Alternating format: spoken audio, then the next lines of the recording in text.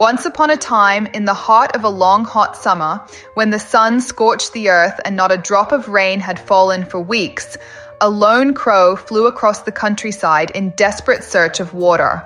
His wings were heavy, his throat was dry, and the heat shimmered all around like waves of fire. Every pond had dried up, every stream had turned to cracked earth, and the crow's thirst grew more painful with each passing minute.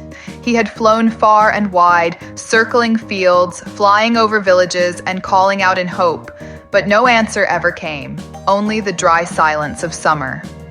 Just when he was about to give up and rest his weary wings, the crow spotted something below.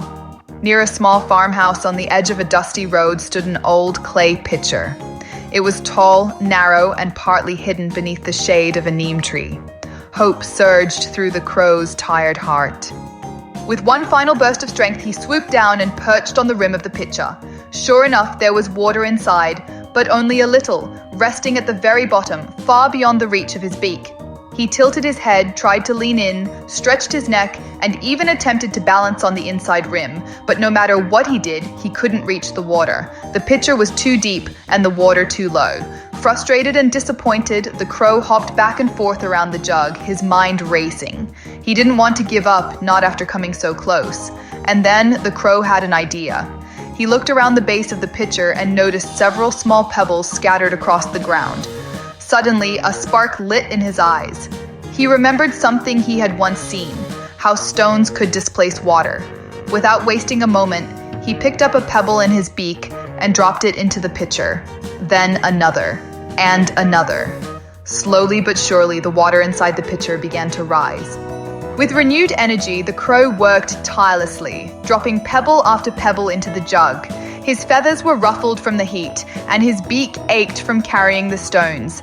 But he didn't stop. He kept going, determined and focused, until finally, after what felt like an eternity, the water had risen high enough for him to reach it. Joy filled his heart as he leaned in and finally took a long, cool drink. The water felt like life itself, refreshing every corner of his body.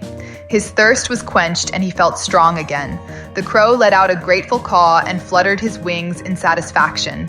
Not only had he found water, but he had used his intelligence and persistence to get it. As he flew away, he left behind the empty jug and a powerful message for anyone who might pass by. Even in the most challenging moments, a calm mind and clever thinking can solve even the hardest problems.